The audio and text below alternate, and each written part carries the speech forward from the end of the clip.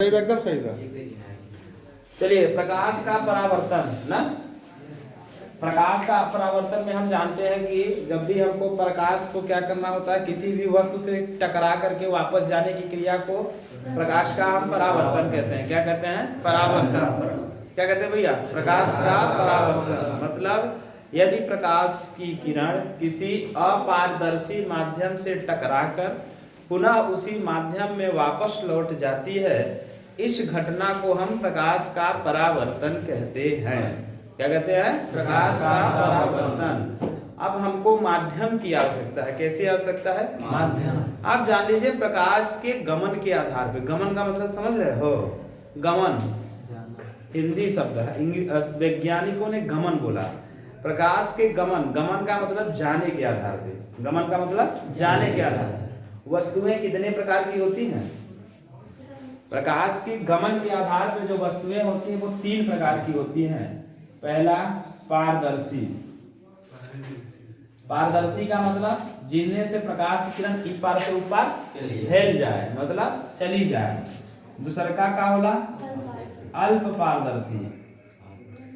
अल्प पारदर्शी, इसका क्या मतलब भैया? जौने में से प्रकाश की किरण तनी तनी जाए। कैसा जाए? तनी तनी। जैसे चालक, अर्धचालक, कुचालक। पढ़े हो कि नहीं? पढ़े हो? चालक, अर्धचालक, कुचालक। चालक किसे कहते हैं? जिसमें विद्युत क्या हो जाए? प्रवाह हो जाए विद्युत का, उसे क्या कहते हैं? चालक। तो पारदर्शी किसे कहते हैं? जिसमें प्रकाश की किरण इस पार से उस पार चली जाए, उसे क्या कहेंगे? प्रकाश की पारदर्शी। क्या कहेंगे? पारदर्शी।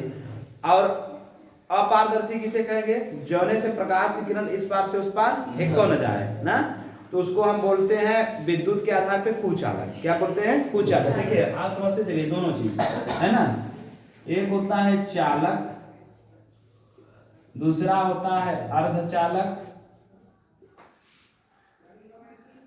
और तीसरा जो है यहाँ होता है अपारदर्शी, और यहाँ होता है कुचालक। बात समझ गया? तीनों सेम है, ये 6 चीजें सेम है, बस आधार अलग अलग है। ठीक है, आधार चीजें अलग अलग। कैसे? ई वाले में से कौन जाएगा? हाँ, विद्युत जाएगा। कौन जाएगा? विद्युत। ई वाले में से कौन जाएगा? प्रकाश। कौन जाएगा? प्रकाश। अब जौने से प्रकाश ई पार से उपार चल जाए वो पारदर्शी, जौने से तनी तनी जाए वो अल्प पारदर्शी, और जौने से एक्का न जाए वो अपारदर्शी। जौने से तनी तनी जाए वो अल्प पारदर्शी, और जौने से एक्का न जाए वो अपारदर्शी। जौने से विद्युत ई पार से उपार चल जाए वो का हुई? चालक। जौने से तनी तनी जाए वो का हुई? अर्धचालक। और जौने से एक्का न जाए वो का हुई? कुचालक। बात समझ गए? जैसे चार्जर आप लोगों ने देखा है, चार्जर को आप अगर चेक करना चाहते हैं तो क्या करते हैं? जीभ लगा लेते हैं। जीभ से लगा के जब तनी तनी मारता है तो पता चलता है कि क्या है? जब विद्युत आ रही है। तो चार्जर किसका बना होता है? अर्धचालक का। किसका बना होता है? अर्धचालक का, है ना। तनी तनी उसमें से जाता है विद्युत। बात समझ गया? अब अल्प पारदर्शी का उदाहरण क्या है? आपके पन्ने में कभी कभी तेल, पानी या कुछ द्रव पदार्थ गिर जाता है, फिर आप उसको उठा के देखते हैं तो ऐसा लगता है उस पार दिखाई दे रहा है, ऐसा लगता है, ऐसा आभास होता है। इसका मतलब क्या है? तनी तनी प्रकाश इस पार से उस पार उसमें जा रहा है। बात समझ रहा है? तो वो कैसा हो जाएगा? अल्प पारदर्शी। बात समझा गया? ये हमको पढ़ना ही है। तो प्रकाश के आधार पे, मतलब प्रकाश के जाने के आधार पे वस्तुएं कितने प्रकार की? दोनों 3 प्रकार। कितने प्रकार की? 3। कौन कौन सी? पारदर्शी, अल्प पारदर्शी, अपारदर्शी। और विद्युत के गमन के आधार पर वस्तुएं कितनी प्रकार की? 3। कौन कौन से? बताओ, अल्प पारदर्शी किसे कहते हैं? जिसमें एक ऐसा माध्यम, देखो हम आपको बता दे रहे हैं, हम समझा दे रहे हैं, लेकिन आप लिखोगे कैसे? ये भी तो होना चाहिए कि आप ऐसे लिखोगे जिससे तनी तनी प्रकाश चला जाए तो नंबर मिलेगा नहीं ना। तो कैसे लिखोगे? एक ऐसा माध्यम जिससे प्रकाश की कुछ किरणें इस पार से उस पार चली जाएं, क्या कहलाएगा? अल्प पारदर्शी। क्या कहलाएगा? अल्प पारदर्शी। कुछ प्रकाश की किरणें, संपूर्ण नहीं। और ऐसा माध्यम जिससे प्रकाश की संपूर्ण किरणें इस पार से उस पार चली जाएं, उसे हम क्या बोलेंगे? पारदर्शी। क्या बोलेंगे? पारदर्शी। एक ऐसा माध्यम जिससे प्रकाश की किरणें इस पार से उस पार बिल्कुल नहीं जा सकती, उसे हम क्या बोलेंगे? अपारदर्शी। क्या बोलेंगे? अपारदर्शी। सब बात सुना गया? आगे चलते हैं हम लोग कि इसमें दर्पण, हम लोगों ने दर्पण पढ़ लिया था, हालांकि अब उसको बताने की बहुत आवश्यकता नहीं है, लेकिन फिर भी एक दर्पण को हमने बांटा था आपको 3 भागों में, 2 भागों में। क्या क्या था? एक को हम बोले थे समतल दर्पण और दूसरे को क्या बोले थे? गोली दर्पण। समतल दर्पण को बताए थे, इसको आपको पढ़ना नहीं है ना, लेकिन गोली दर्पण को आपको पढ़ना है। गोली दर्पण कौन कौन सा होता है? उत्तल दर्पण और उत्तल दर्पण। बात समझ आ गया? इसी पे हम लोग चर्चा कर रहे थे। एक गोला है, क्या है ये? मान लो गोला है ना, इसकी केंद्र कहाँ होगा? तो इसका केंद्र वही होगा जहां हम प्रकार की नोक को रखे होंगे। इसका केंद्र कहाँ होगा? जहां प्रकार की नोक को रख करके हमने क्या बनाया होगा? गोला बनाया होगा। तो वही पॉइंट इसका क्या होता है?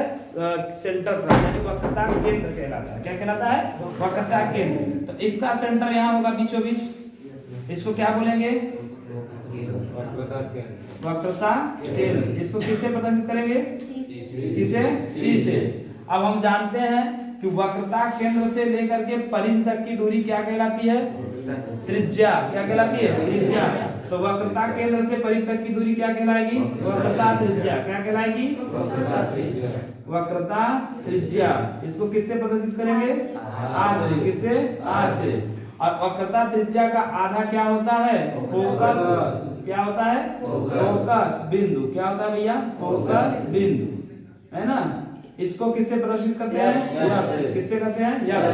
मैंने बताया था कि जो भी दर्पण होगा उसको आप भाग बांटोगे तो किस तरफ कलई करना पड़ेगा? दाहिने साइड। किधर करना पड़ेगा? दाहिने साइड। इसका हम किधर करते हैं? दाहिने साइड। ठीक, ये दाहिने साइड कर दिया। इसका भी किधर करते हैं? दाहिने साइड। जब हम दाहिने साइड इसका कलई कर दिए तो बताओ ये कौन सा दर्पण हो जाएगा? ये वाला कौन सा दर्पण है? ये वाला अवतल है। इसको हम बदल देते हैं, इधर लिख देते हैं उत्तल दर्पण और इधर लिख देते हैं अवतल। ठीक, अब देखिए अवतल दर्पण की फोकस दूरी किधर रखी गई है? बाएं साइड। धनात्मक होगी कि ऋणात्मक? धनात्मक होगी। जब बाएं जाएगा तो किधर आएगा? ऋणात्मक। ठीक है। वक्रता त्रिज्या आर और ये क्या है? वक्रता केंद्र सी। बात सुना गया? इसको हम कौन सा दर्पण बोलेंगे? अवतल दर्पण। ये कौन सा भैया है? अवतल। और ये कौन सा है? उत्तल। बात समझ आ रहा है? दर्पण समझ लो, लेंस बिल्कुल समझ में आ जाएगा। अगर आप दर्पण सही से समझ लिए तो लेंस में आपको कहीं कोई कंफ्यूजन नहीं होगा। सबसे बड़ी बात है दर्पण समझना। समझ आ रहा है? अब बताओ, जिधर से प्रकाश की किरण जाएगी वस्तु किधर रखते हैं? दाहिने की बाएं? वस्तु कहाँ रखा जाता है? दाहिने की बाएं। कल मैं बताया था हमेशा किधर रखेंगे वस्तु को? दाहिने साइड। हाँ, बहुत सुंदर। अरे जब दाहिने साइड तुम पोत दिए हो और दाहिने साइड रखोगे तो वस्तु का प्रतिबिंब बनेगा? नहीं बनेगा ना। तो किधर रखना है? तो बोलते कहाँ नहीं मुझसे? किधर रखना है? किधर रखना है? बाएं साइड। तो वस्तु हमेशा किधर रखी जाएगी? बाएं साइड। इसीलिए कंडीशन कोई भी हो, वस्तु की जो दूरी यू होती है हमेशा ऋणात्मक होती है। कैसी होती है? ऋणात्मक। कैसी होती है? ऋणात्मक। भाई दिमाग में बैठाए चलो, वस्तु की दूरी यू जो होती है वो हमेशा क्या होती है? ऋणात्मक। सदैव ऋणात्मक होती है। बात सुना गया? इसमें कोई कंफ्यूजन नहीं। क्यों होती है? क्योंकि हम उसको दर्पण के बाईं साइड रखते हैं। किधर रखते हैं? बाईं साइड। अब जहां से चीजें प्रकाश क्या होती हैं? परावर्तित होती हैं, उससे हम बोलते हैं परावर्तक पृष्ठ। क्या बोलते हैं? परावर्तक पृष्ठ। क्या बोलते हैं? किसका परावर्तक पृष्ठ किधर है? दाहिने साइड की बाएं साइड? बाएं साइड है ना। और उभरा है कि धसा हुआ है? उभरा हुआ। गाल इसका फुलल फुलल है ना। खुला है ना, तो ये कौन सा दर्पण हो जाएगा? उत्तर दर्पण। कौन सा दर्पण? उत्तर। जौने का गाल फुलल फुलल कौन दर्पण? उत्तर दर्पण। और जौने के गाल धसल कौन दर्पण? अवतल। कौन दर्पण? अवतल। अभी ना लिख देना। जिसका परावर्तक पृष्ठ उभरा हुआ होता है उसे उत्तर दर्पण बोलते हैं, जिसका परावर्तक पृष्ठ अंदर की तरफ धसा होता है उसे कौन सा दर्पण बोलते हैं? अवतल दर्पण। कौन सा दर्पण? अवतल। इतने में किसी को कोई कंफ्यूजन, कोई समस्या, परेशानी नहीं ना? दांत खात खुजली इसमें नहीं है ना? आगे चलते हैं हम लोग, ठीक है। देखो अब ये वाला जो दर्पण है उत्तर दर्पण, इसकी फोकस दूरी किधर होगी? बाएं साइड की दाहिने साइड? इसकी कैसे बाएं साइड होगी? पगला आदमी। एक ही जो है गोली दर्पण है और इसी गोली दर्पण से हम दो दर्पण काट रहे हैं, तो इसका वक्रता केंद्र इधर है, तो ये अपना झुका जिस तरफ है उसी तरफ न होगा उसकी वक्रता केंद्र, तो हम किधर रखेंगे? इधर ही ना होगा भैया, कि इधर आ जाएगा? इधर नहीं होगा ना, किधर होगा? इधर होगा। बात समझ आ गया? समझ आ गया कि नहीं आया? समझ आया ना? तो इसका उत्तर दर्पण की फोकस दूरी किधर होती है? दाहिने साइड। किधर होती है? दाहिने साइड। वक्रता केंद्र किधर होता है? दाहिने साइड। किधर होता है? दाहिने साइड। सब कुछ जौन है सब इसका दाहिने साइड होगा, लेकिन वस्तु किधर रखी जाएगी? किधर रखी जाएगी? बाएं साइड। बात समझ रहा है ना? बहुत सुंदर। चलो अब आगे देखते हैं, ठीक है, आगे देखते हैं। अब हम देखते हैं वस्तु की स्थितियां, है ना? स्थितियों के आधार पर देखते हैं। तो अवतल दर्पण में प्रतिबिंब का बनना, हेडिंग डाल दो, अवतल दर्पण में प्रतिबिंब का बनना।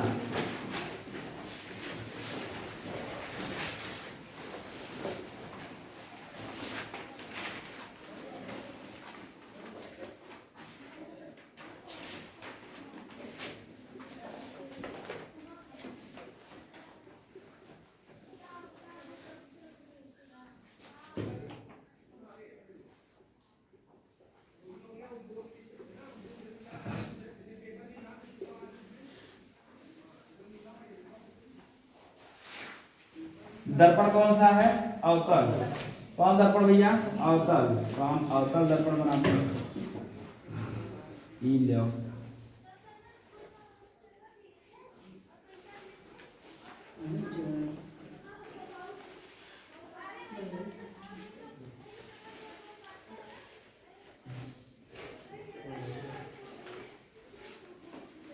इधर कलाई कर दिए।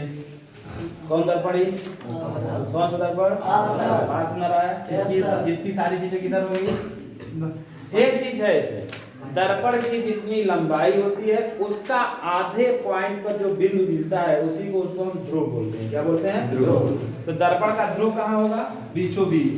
कहाँ होगा भैया? यहाँ पे, है ना? बीचों बीच, सेंटर पॉइंट। अब यहाँ से हम एक चीज खींचते हैं ऐसे, ठीक, समझ आ गया?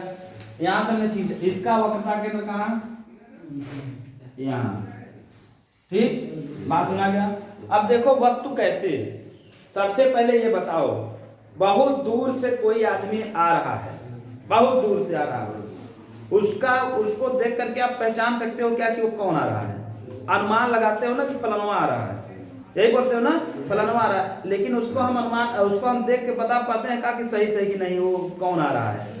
मतलब बहुत दूर का मतलब हमारे जो आंखों की रोशनी है वहां कुछ थोड़ा तनी दिखाई दे बस, तो हम क्या करते हैं उसका प्रतिबिंब हमारे चेहरे पर सही बन जाता है, हमारे पीछे जो हमारा आंखों का दृष्टि पटल है वहां सही बन जाता है प्रतिबिंब, नहीं बन पाता। हम अनुमान लगाते हैं कि वही आ रहा है या वही आवत बा, है ना, यही अनुमान लगाते हैं हम, बस करा आएगी बार रुका जो है। बात सुना क्या?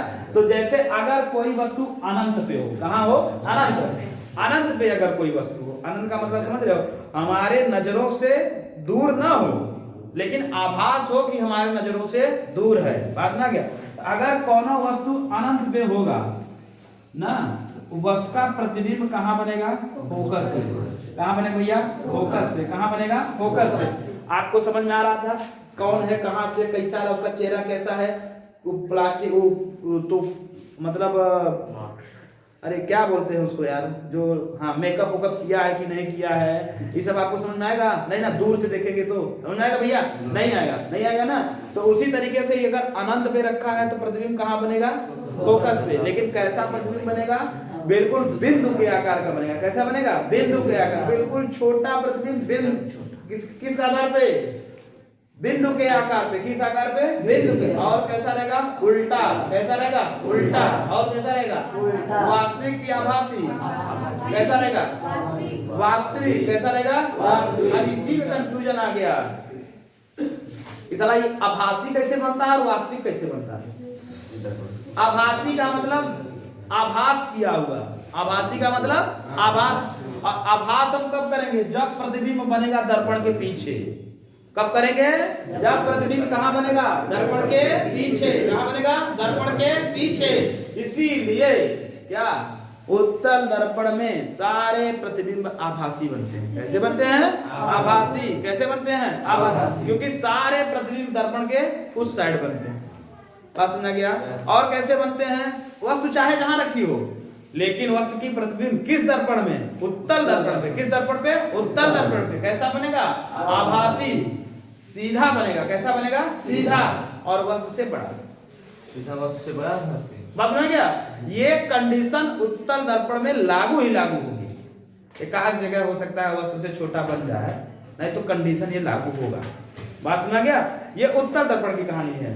क्यों? क्योंकि उत्तल दर्पण की फोकस दूरी उस साइड, उत्तल दर्पण की वक्रता केंद्र उस साइड। तो जब वस्तुआ रखेंगे तो वस्तुआ का प्रतिबिंब उधर हम आभास कर लेते हैं, उधर ही जाके बन रहा है। और प्रतिबिंब तभी बनेगा जब दो किरण आपस में क्या करेगी? टकराएंगी। क्या करेगी? टकराएंगी। तभी हम प्रतिबिंब बना सकते हैं। चलो अब देखो, इधर था प्रतिबिंब, कहां?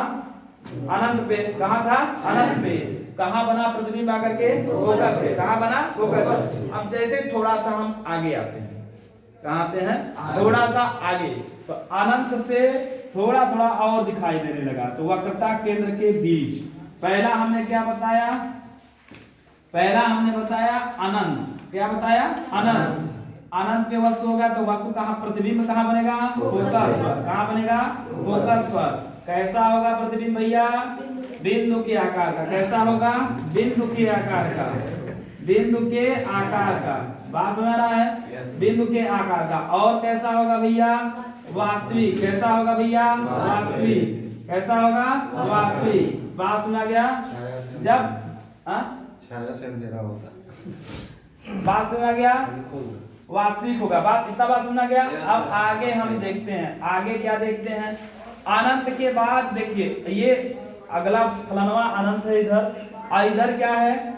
इधर पहले जब ये छोटिया मान लो यहां से चली अनंत से, तो पहले कहां थी? ये अनंत पे। कहां थी? छोटिया अनंत पे थी। अनंत से कुछ कदम आगे आई तो ये कहा? इसको पहला क्या मिलेगा? वक्रता केंद्र। यही ना मिलेगा? ये नानी का घर है इसकी, यही वक्रता केंद्र मिलेगा। क्या मिलेगा भैया? वक्रता केंद्र। तो ये वक्रता अपने नानी के यहाँ जा करके यहीं खड़ी हो गई। तो अब ये कहाँ खड़ी है? अनंत और वक्रता के बीच। कहाँ खड़ी है? अनंत और वक्रता के बीच। बोलो, अनंत और वक्रता के बीच। कहाँ है? अनंत और वक्रता के बीच। दूसरी स्थिति अपनी क्या हो गई? अनंत और वक्रता के बीच। वक्रता के बीच। अब जब अनंत और वक्रता के बीच हो गई तो हमको तनी तनी मान लो दिखाई देने लगेगा। तो जब वस्तु का प्रतिबिंब यहां बनता था ना, फोकस और फोकस पे बनना चालू हो जाएगा फोकस और वक्रता के बीच पे। कहां बनेगा? फोकस और वक्रता के बीच। बोलो, कहां बनेगा? फोकस और वक्रता के बीच। कहां बनेगा? फोकस और वक्रता के बीच। कैसा होगा? वास्तविक। कैसा होगा? वास्तविक। क्योंकि प्रतिबिंब किधर बन रहा है? दर्पण के बाएं साइड। किधर बन रहा है? बाएं साइड। इसलिए कैसा होगा? वास्तविक होगा। कैसा होगा भैया? वास्तविक होगा। और कैसा होगा? वस्तु से छोटा होगा। वस्तु से छोटा होगा। कैसा होगा? वस्तु से छोटा। बात समझ आ गया? तो कहा अब ये तो अभी लिखने की आवश्यकता नहीं है, आप इसको समझते चलिए। ठीक है। तीसरा देखिए, छुट्टियां आ गई अपने यहाँ। कहाँ? वक्रता केंद्र पे। कहाँ गई? वक्रता केंद्र। मतलब अनंत में थी, अनंत से आपके जब आपको नहीं दिखाई दे रहा था, थोड़ा तनी तनी दिखाई दे रहा था, फिर वो साइकिल लेकर के तनी सा आगे आया तो आपको थोड़ा थोड़ा दिखाई देने लगा, अच्छा फलनवा ही है, लेकिन उसका मेकअप वोकअप कुछ नहीं दिखाई दे रहा था। आपको बात समझ आ गया? तो अब आप धीरे धीरे वो पास आ रहा है, तो ये धीरे धीरे दर्पण के किधर जा रहा है? पास जा रहा है। किधर जा रहा है? दर्पण के पास। अब अगर छुट्टियां वक्रता केंद्र पे आके खड़ी हो गई तो इसका प्रतिबिंब कहाँ बनेगा? इसी वक्रता केंद्र पर ही बनेगा। कहाँ बनेगा? वक्रता केंद्र पर ही। और कितना बड़ा बनेगा? जितनी बड़ी छुट्टियां उतने बड़ा उसका प्रतिबिंब। बात समझ गया? वस्तु के बराबर। कैसा बनेगा? वस्तु के बराबर। कैसा बनेगा? वस्तु के बराबर। और रहेगा कैसा? उल्टा। कैसा रहेगा भैया? उल्टा। कैसा रहेगा? उल्टा। वस्तु के बराबर। बात में आ रहा है कि नहीं आ रहा है? बोलो। अब हम अगली कंडीशन बताते हैं। ये बताओ, यहां से छोटी चली यहां आ गई, वक्रता केंद्र और फोकस के बीच। तो ये बताओ, वक्रता केंद्र और फोकस के बीच तुम्हारा प्रतिबिंब कब बन रहा था? जब वस्तु किसके किसके बीच थी?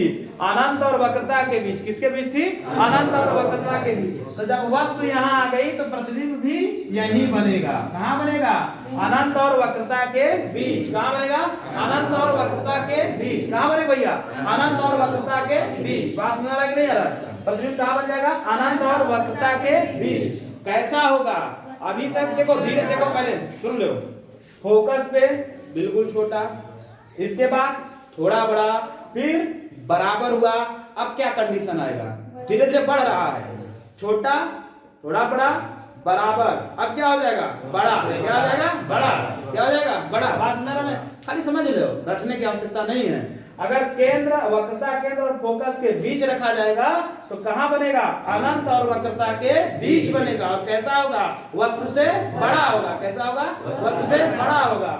और क्या होगा इसमें? उल्टा होगा। कैसा होगा? उल्टा। बात समझ आ गया? अब जब हम और आगे चलेंगे, इसको लेके आएंगे फोकस दूरी पे। कहां लेके आएंगे? फोकस। ये बताओ, फोकस पे प्रतिबिंब कब बन रहा था? जब वस्तु कहां थी? अनंत पे। कहां थी? अनंत पे। तो जब फोकस पे रखेगा तो प्रतिबिंब कहां बनेगा? अनंत पे। कहां बनेगा? अनंत पे। अब बड़ा, बहुत बड़ा बनेगा। कैसा बनेगा? बहुत बड़ा। वस्तु के आकार से बहुत बड़ा। लेकिन बनेगा कैसा? उल्टा और वास्तविक। कैसा बनेगा? उल्टा और वास्तविक। अब जब वस्तु फोकस और पोल के बीच में आ जाए, एकदम करीब, एकदम सामने, तो आप बताओ, अगर कोई आपके एकदम सामने आकर के खड़ा हो जाए तो आप, अब ऐसे आप देख रहे हो, मान लो वो आपसे लंबा है और एकदम पास में यहाँ आके खड़ा हो जाता, आप पहचान सकते हो कौन है? पहचान सकते हो? आभास करोगे कि फलाना है? आभास करोगे ना? पहचान पाओगे? नहीं ना। कोई सामने एकदम जस्ट आके यहाँ पे खड़ा हो जाए, आप उसको खाली आभास करोगे कि कौन है यार, ये आके एकदम सामने खड़ा हो गया, हट भाई जल्दी से ना। तो इसी तरीके से जब इसके एकदम पास आके खड़ा हो गया तो अब ये आभास करेगा। क्या करेगा? आभास। तो प्रतिबिंब कहाँ बनेगा? दर्पण के पीछे। कहाँ चला जाएगा? दर्पण के पीछे। और कहाँ रहेगा?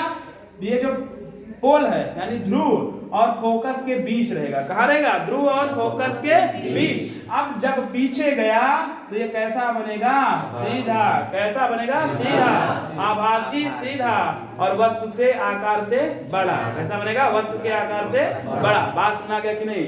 किसको कितनी कंडीशन मैंने बताया? पहले वस्तु कहाँ? अनंत। पहले वस्तु कहाँ? अनंत। दूसरे पर वस्तु कहाँ? अनंत और वक्रता के बीच। तीसरा वक्रता। तीसरा वक्रता। चौथा वक्रता और फोकस के बीच। पांचवा फोकस। पांचवा फोकस। हाँ, और छठवां फोकस और ध्रुव के बीच। जब वस्तु अनंत पे थी तो प्रतिबिंब कहाँ बनता था? फोकस पर। कहाँ बनता था? फोकस पर। कैसा था? बिंदु के आकार का। कैसा था? बिंदु के आकार का। और कैसा था? उल्टा और वास्तविक। कैसा था? उल्टा और वास्तविक। अब जैसे ही प्रतिबिंब थोड़ा आगे आया, अनंत और वक्रता केंद्र के बीच में आया। कहाँ आया? अनंत और वक्रता केंद्र के बीच। तो हमारा प्रतिबिंब कहाँ बना? वक्रता केंद्र और फोकस के बीच। कहाँ बना? वक्रता केंद्र और फोकस के बीच। कैसा रहा? वास्तविक रहा, उल्टा रहा और वस्तु से छोटा रहा। वस्तु के आकार से छोटा रहा। लेकिन जैसे ही प्रतिबिंब हमारा या वस्तु हमारा वक्रता केंद्र पे आया, कहाँ आया? वक्रता केंद्र पे आया, तो हमारा प्रतिबिंब भी कहाँ बनेगा? वक्रता केंद्र पर ही। कहाँ बनेगा? वक्रता केंद्र पर ही। और जब वक्रता केंद्र पे बनेगा तो कैसा होगा? वस्तु के आकार का बराबर होगा, वास्तविक होगा और उल्टा होगा। आगे जब चला वस्तु वक्रता केंद्र और फोकस के बीच में आया। कहाँ आया? वक्रता केंद्र और फोकस के बीच। तो प्रतिबिंब कहाँ बना? अनंत और वक्रता के बीच। कहाँ बना? अनंत और वक्रता के बीच। कैसा रहेगा? वस्तु के आकार से बड़ा होगा, वास्तविक होगा और उल्टा होगा। अब जैसे ही वस्तु कहाँ आया? फोकस पे आया। कहाँ आया? फोकस पे। तो प्रतिबिंब कहाँ बना? अनंत पे। कहाँ बना? अनंत पे। और कैसा बना? वस्तु के आकार का बड़ा बना। वस्तु के आकार से बड़ा बना और क्या था, वास्तविक और उल्टा था। लेकिन जैसे ही पोल और फोकस के बीच में आया तो हमने आभास कर लिया कि अब आभासी प्रतिबिंब बनेगा, क्योंकि अगर कोई मेरे जस्ट सामने आकर के खड़ा हो जाए बिल्कुल तो मुझे दिखाई नहीं देगा कि वो कौन आया है। बात में आ गया, ये चीजें समझ में आ गई। इसको आप अपने से लिख सकते हो कि नहीं लिख सकते हो? ये सारी चीजें आप अपने से लिख सकते हो, इसकी इतना आप लोग पढ़ लो, इसको लिख लो, ठीक है। अब हम देखते हैं अवतल दर्पण का उपयोग। क्या देखते हैं? अवतल दर्पण का उपयोग। देखो अवतल दर्पण को हम क्या बोलते हैं? अभिसारी दर्पण बोलते हैं। ऐसा दर्पण बोलते हैं अभिसारी। अभिसारी दर्पण बोलते क्यों हैं? ये किरणों को एक बिंदु पर ले आकर के क्या कर देता है? एकत्रित करता है। क्या करता है? एकत्रित। किरणों को कहां ले आकर एकत्रित करता है? एक बिंदु पर। कहां ले आकर एकत्रित करता है? एक बिंदु पर। उसे हम क्या बोलते हैं? अभिसारी। क्या बोलते हैं? अभिसारी। और अपसारी किसे बोलते हैं? जो किरणों को फैला दे। क्या कर दे? जो किरणों को फैला दे। जैसे ये देखिए, ये दर्पण उत्तल दर्पण है, ये क्या करेगा? किरणों को फैलाएगा। देख रहे हैं ना, किरण इससे टकराएगी तो ये इधर उधर जाके फैलेगी, ठीक। और एक कंडीशन और है, ये आप जानते रहिए, अगर किरण मुख्य अक्ष के समांतर यानी पोल की ध्रुव के समांतर जा रही है तो किरण में परावर्तन नहीं होता। मतलब वो सीधे चली जाती है, उसका रिफ्लेक्शन नहीं होता। क्या नहीं होता? उसका परावर्तन। क्या नहीं होता? परावर्तन। दर्पण के अगर बीचों बीच किरण जा रही है, लंबाई एकदम मुख्य अक्ष के समांतर जा रही है, तो फिर वो क्या होगी?